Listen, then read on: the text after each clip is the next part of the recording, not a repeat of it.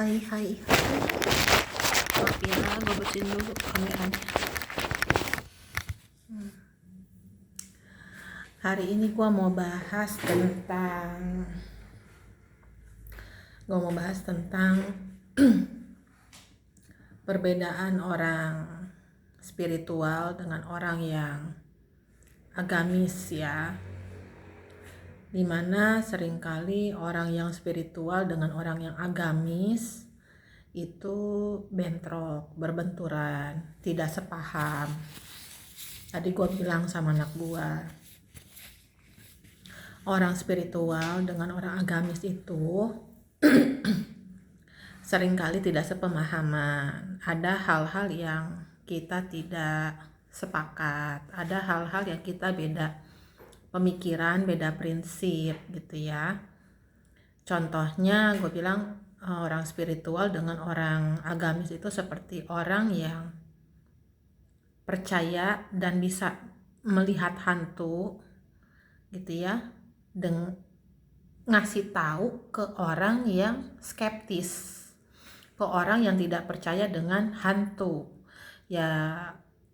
Jadinya kan bentrok kan, yang satu bilang ngehayal aja, yang satu enggak, beneran emang ada. Alah, bisa-bisa lu aja, bisa itu mah hayalan lu aja, ngehayal aja lu terus gitu kan. Nah, contohnya seperti itu. Sama aja antara orang spiritual dengan orang yang agamis. Kecuali kita ini orang spiritual ngobrol dengan orang agamis, tapi dia pun mendalami spiritual, itu lain lagi. Itu pasti kita nyambung, kita pasti nyambung. Orang itu pasti akan mengerti gitu loh, akan mengerti. Tapi kalau dia cuman agamis doang, agamis di sini maksudnya tuh orang yang hanya terpaku pada isi kitab suci dan aturan-aturannya gitu ya. Jadi mereka hanya melakukan rutinitas saja, kewajiban, tapi mereka tidak dekat dengan alam, mereka tidak paham gitu loh, kinerja alam itu bagaimana. Mereka masih suka bertanya-tanya, apa sih yang Tuhan mau dari dirinya gitu ya. Nah, orang yang cuman terpaku pada kitab sucinya, kepada peraturan-aturan agama yang dimana sedikit-sedikit dosa, dikit-dikit salah gitu kan, segala macam, itu biasanya orang yang kurang bisa atau belum memahami alam, hubungan dia dengan alam, hubungan dia dengan sang penciptanya, dengan Tuhannya itu belum terlalu akrab. Deket tapi nggak akrab gitu loh. Beda ya deket sama akrab ya. Kalau akrab kan kita bisa ketawa-ketawa, bercanda yang gimana, tapi kalau dekat kan cuman oh iya kan gitu ya. Jadi beda ya. Nah, itu orang agamis gitu loh.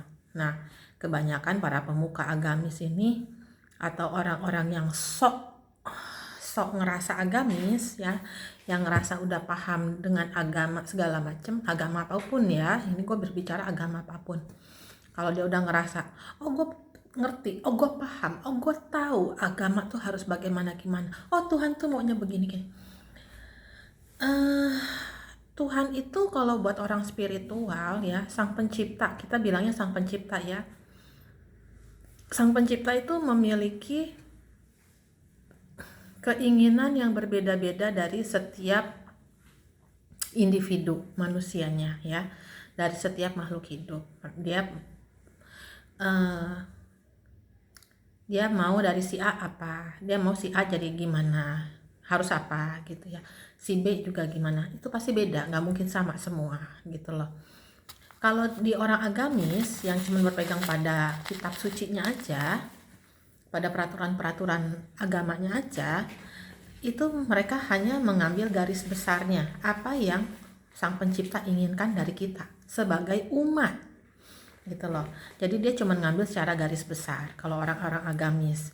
Sedangkan kalau orang spiritual itu kita lebih ke individu, lebih ke pribadi masing-masing ya. Jadi kita lebih personal, hubungannya lebih personal.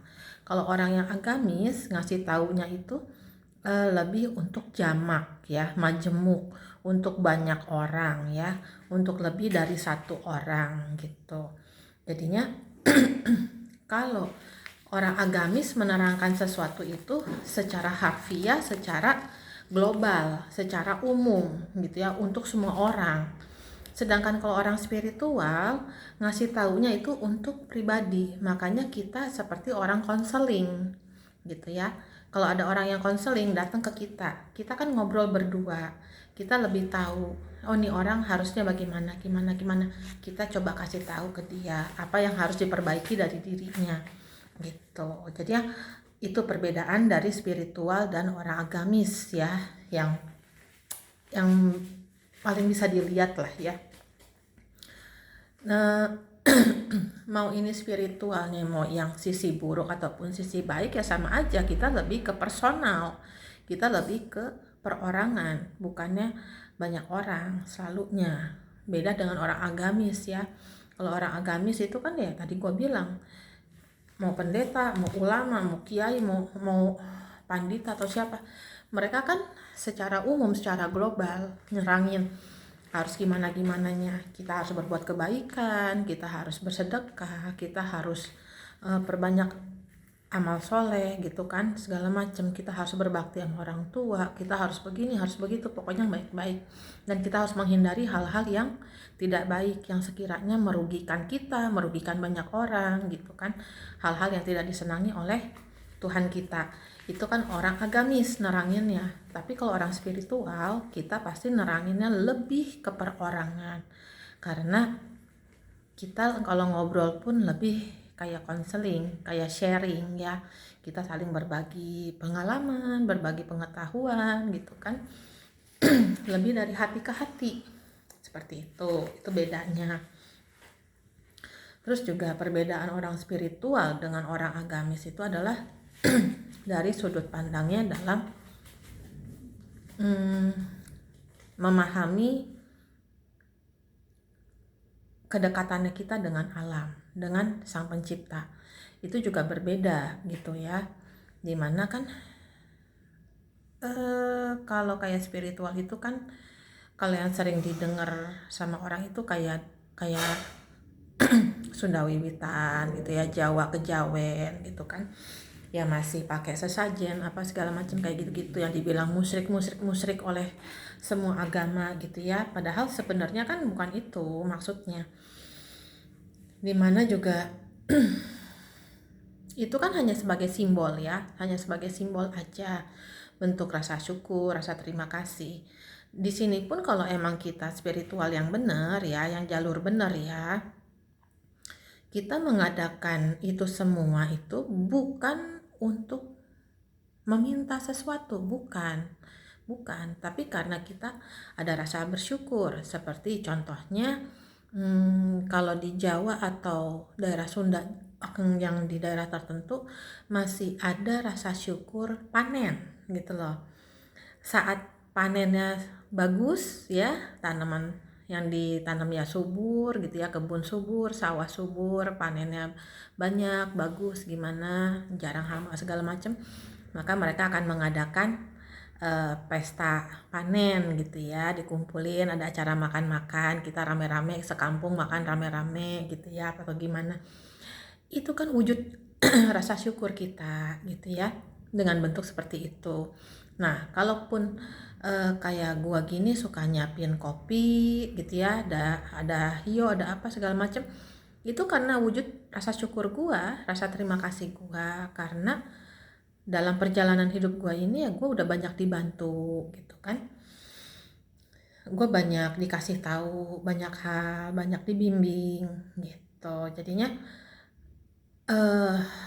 hal baik, hal buruk, jadi gue belajar bersyukur, belajar disyukuri. Kalau yang buruk ya belajar disyukuri, kalau yang baik, yang bagus gue bersyukur banget gitu kan. Jadi segala sesuatunya disyukuri, baik buruknya, susah senangnya, sehat sakitnya, sedih tawanya gitu ya, tangis tawanya. Itu masih ada kesamaan. Kalau di orang agamis ya masih ada kesamaannya sedikit, walaupun perbedaannya di sesajennya gitu. Nah terus perbedaannya juga antara orang spiritual dengan orang agamis itu adalah eh, kalau orang spiritual itu kita tidak akan pernah melupakan leluhur kita ya, nggak akan pernah melupakan leluhur kita. Tapi mungkin kalau orang agamis itu kalau udah gimana mungkin akan dikatakan musyrik dan musyrik ya. Contohnya kalau orang di spiritual itu kayak yang masih menjaga tradisi, mengingat kebudayaan seperti orang-orang Chinese ya, seperti orang-orang Cina ya, mereka masih suka ada doa untuk leluhurnya, gimana masih ingat segala macem gitu kan, dengan ngasih bikin makanan, ngasih buah atau apa gitu di hari-hari tertentu kan, gimananya.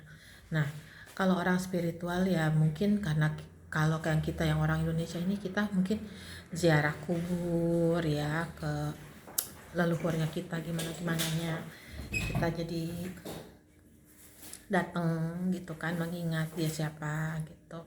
Terus kita juga ziarah makam ke orang-orang yang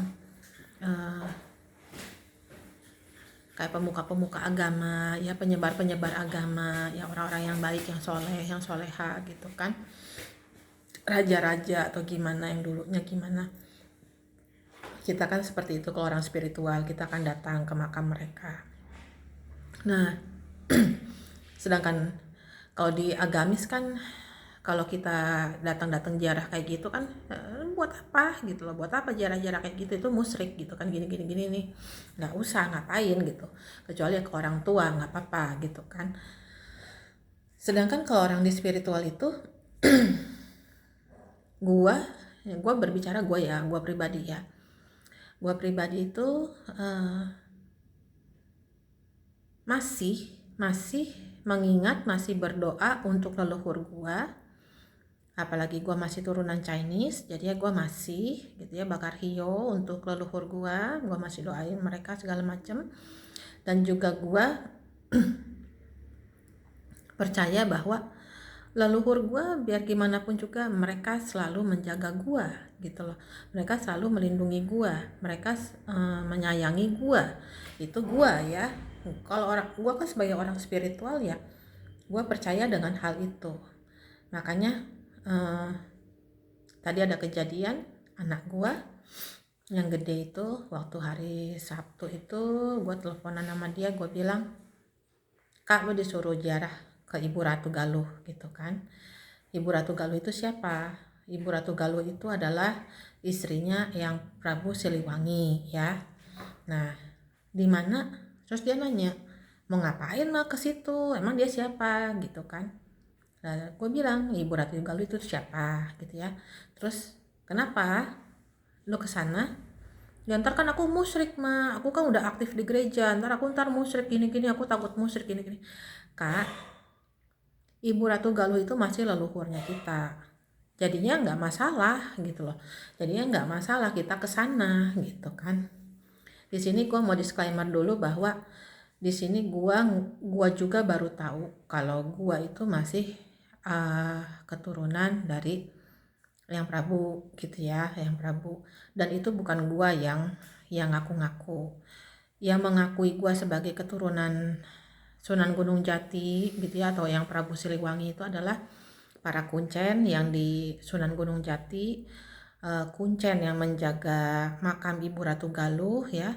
Lalu banyak orang pinter yang dimana gue suka nganterin teman-teman gue dulu ya, nganterin teman-teman gue ke orang-orang pinter. Mereka kebanyakan bilang gue orang turunan Cirebon gitu loh ya, dimana gue juga sendiri bingung. Yang gue tahu ibu gue orang bule gitu kan, turunan bule. Tapi ya entahlah, ternyata saudara-saudara gue pun banyak yang ke Cirebon ya, dikatakannya sama gitu ya dengan oleh kuncen-kuncen di Cirebon sana. Seperti itu. Bahkan waktu saat gue ke Keraton Kanoman pun gue diizinkan untuk masuk sampai ke dalam, bahkan disuruh meditasi, silahkan meditasi di tempat itu gitu ya. Dan itu nggak sembarangan orang katanya boleh diizinin masuk ke sana, ke dalam pemandian di Kanoman. Nah jadi gue bilang sama anak gue ya, Lu ke sana itu kan ziarah kubur Kak. Itu kan leluhurnya elu, buyutnya elu. Ya nggak masalah datang ke sana gitu loh. Nah, kedua, elu itu disuruh ke sana itu buat ngebersihin diri lu karena ada yang nutupin, ada yang tidak baik lah ya, yang gimana ke elu gitu kata gua. Dia tadinya nggak mau, akhirnya gua paksa. Akhirnya dia tadi hari ini dia berangkat, harusnya kemarin gitu loh, harusnya kemarin tapi dia nggak bisa kemarin tuh, akhirnya hari ini dia berangkat, hari Selasa ini. Dan sampai di sana pun dia mengalami sesuatu hal yang membuat dia terkejut, bingung dan heran, dimana kuncennya tuh nanya dari mana, kenapa ke situ gitu kan. Dia bilang disuruh mama ke sini kata dia, harusnya kemarin Senin cuman saya nggak bisa. Oh iya, jadi ya kamu kan udah diundang ya sama Ibu Ratu Galuh ya kata gitu, udah diundang sama Ibu Ratu Galuh buat ngewakilin mama kamu. Mama gimana, udah pulang belum katanya, padahal gua nggak bilang kalau gua lagi di luar negeri, tapi kuncinya tahu gitu kan. Mama masih belum, masih di luar, mama masih di luar. Oh, mama masih di luar negeri katanya. Ya gua nggak bilang padahal, cuman ya itu kuncinya tahu lah, karena kan gua udah dulu kan juga sering ya ke sana, tapi kan udah lama gua nggak ke Ibu Ratu Galuh. Dari tahun berapa, dari tahun 2016 gua udah nggak ke sana gitu kan. Jadinya perbedaannya itu orang spiritual dengan orang agamis ya. Kalau orang agamis itu lebih ya udah ke orang tua lu aja, ke leluhur lu yang lain ya udah nggak usah gitu kan, karena kan kalau nggak ada orang tua lu juga gimana, padahal itu salah gitu loh. Karena kalau gua pribadi sebagai orang spiritual itu percaya bahwa gini urut-urutannya, sang pencipta itu nggak mungkin langsung datang nolong kita karena dia terlalu terang. Seperti Bang Mongol bilang bahwa kalau Tuhan langsung turun, Allah Bapa langsung turun, itu kiamat yang ada gitu kan. Kita langsung angus gitu loh, karena dia terlalu terang banget gitu ya. Akhirnya dia nyuruh malaikat untuk datang ke kita gitu ya. Tapi malaikat pun masih terlalu suci untuk kita, masih terlalu terang untuk kita gitu loh.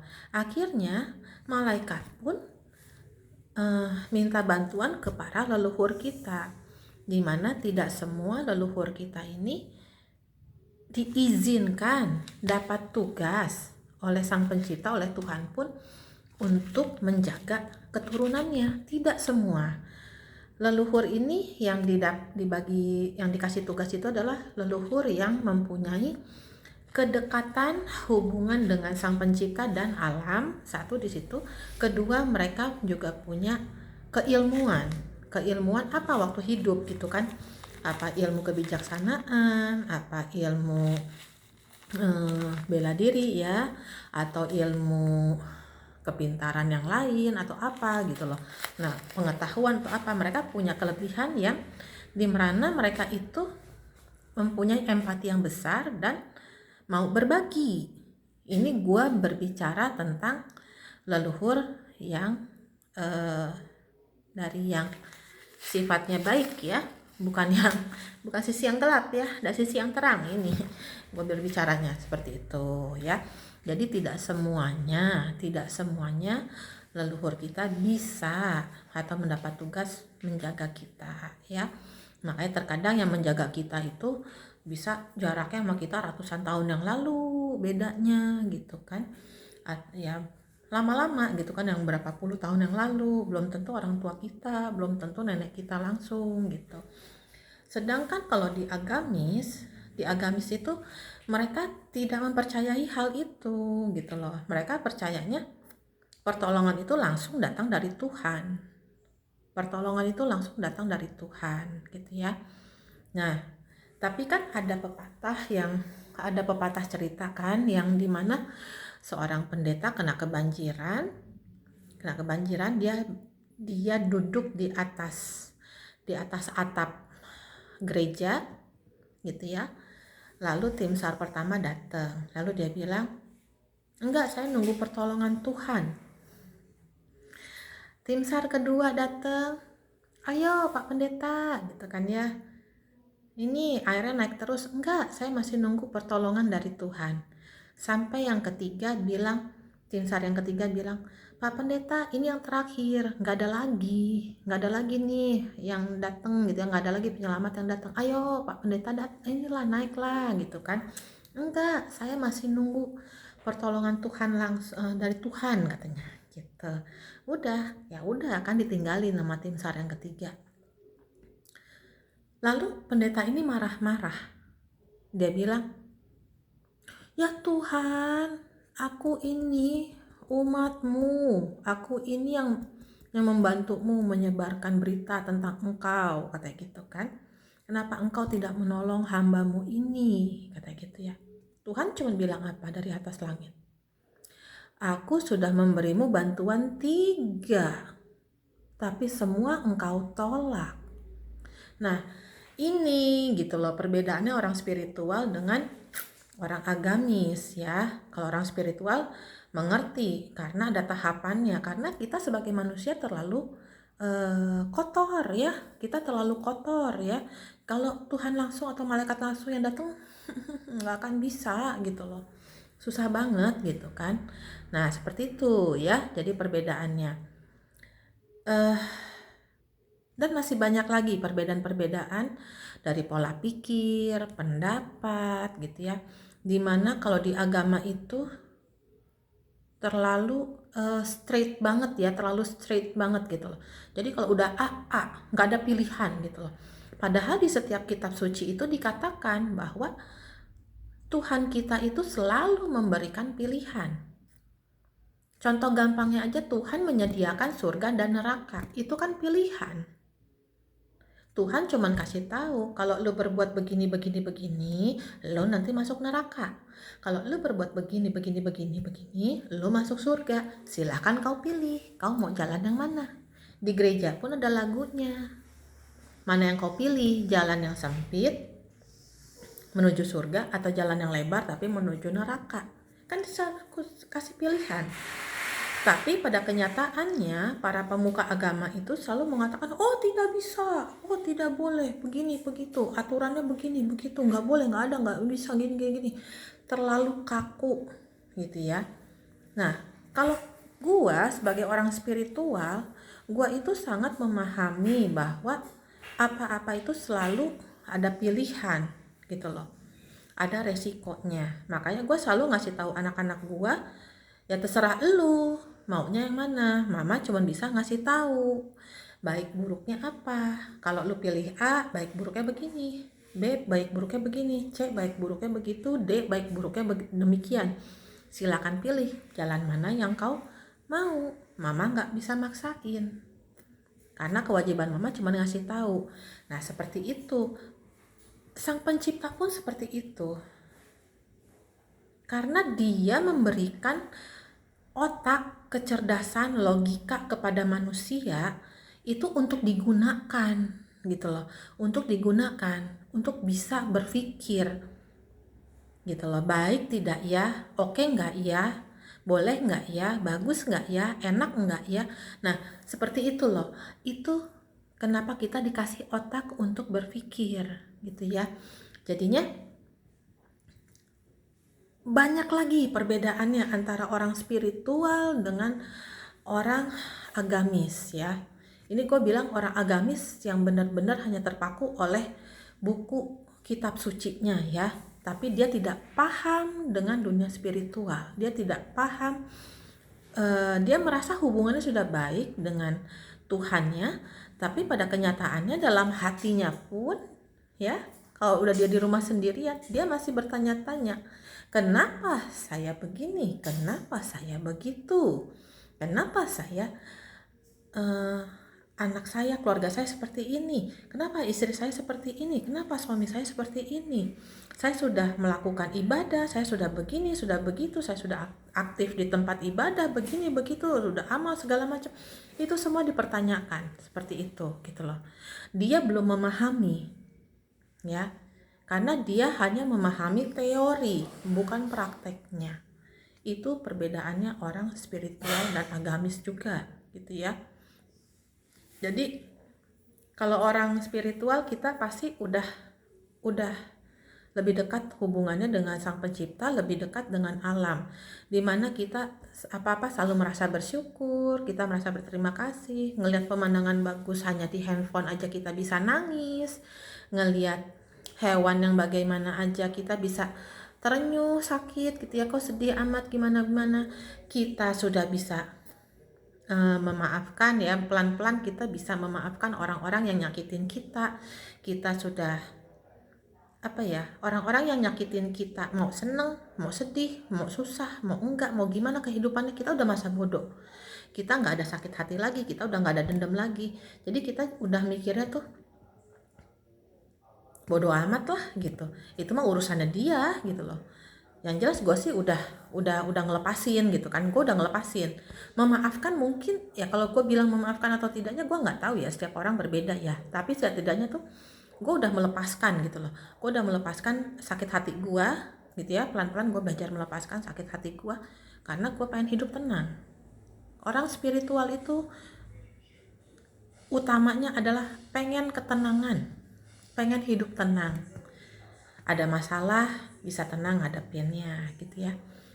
Digunjingin orang ya tetap tenang aja, tetap santuy aja, masa bodoh segala macam. Pokoknya menghadapi perjalanan hidup ini dengan ketenangan, itu yang kita pengen. Orang spiritual pengen tuh seperti itu, pengennya tenang aja hatinya, nggak mau yang gimana-gimana gitu ya.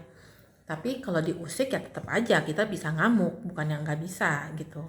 Nah itu perbedaannya ya, orang spiritual dengan orang agamis juga. Dan masih banyak lagi perbedaannya. Tapi kalau kita berbicara dengan pemuka agama yang juga sudah memahami spiritual, kita bisa belajar dengan dia juga tentang agama, karena nanti dia menjelaskan kalau di agama juga ini koneksinya begini loh, hubungannya begini loh dengan spiritual, begini.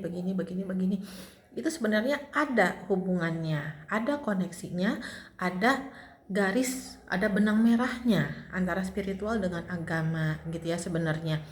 Tapi kalau kita berbicara dengan orang yang sekedar agamis, itu yang ada kita akan ribut.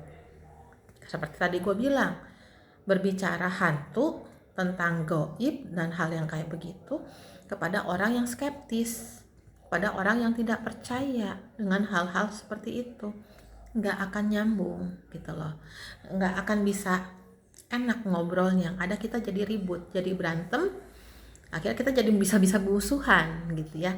Nah itu perbedaannya ya antara orang yang agamis dan agamis tapi dia sudah paham juga spiritual. Begitu juga sebaliknya, orang spiritual yang sudah paham dengan agama, kita akan bisa balance gitu loh, kita balance, jadinya kita bisa seimbang. Tapi kalau masih cuma di agamis doang, repot urusannya ya. Orang yang agamis belum tentu paham spiritual, tapi kalau orang spiritual pasti dia bisa memahami agama, gitu aja. Simpelnya seperti itu ya jadinya. Jadi mungkin penjelasan gue ini segini dulu ya, semoga bisa sedikit memberi pencerahan untuk kalian yang sedikit mungkin bertanya atau gimananya gitu ya. Tapi kalau kalian merasa kurang jelas penjelasan gue ini ya gue minta maaf. Kalau ada kata-kata gue yang salah juga gue minta maaf. Untuk kalian yang kurang puas dengan penjelasan gue ini, kurang paham dengan penjelasan gue ini, silakan kalian mencari referensi dari yang lain, dari orang-orang lain, dari buku-buku lain, dari YouTuber yang lain ya, yang juga membahas tentang dunia spiritual bagaimana. Oke? Kalau ada yang mau bertanya, silakan tulis di komen, silakan ngasih pendapat juga, tapi mohon komennya yang agak sopan ya. Oke? Terima kasih banyak udah dengerin gua. Bye bye.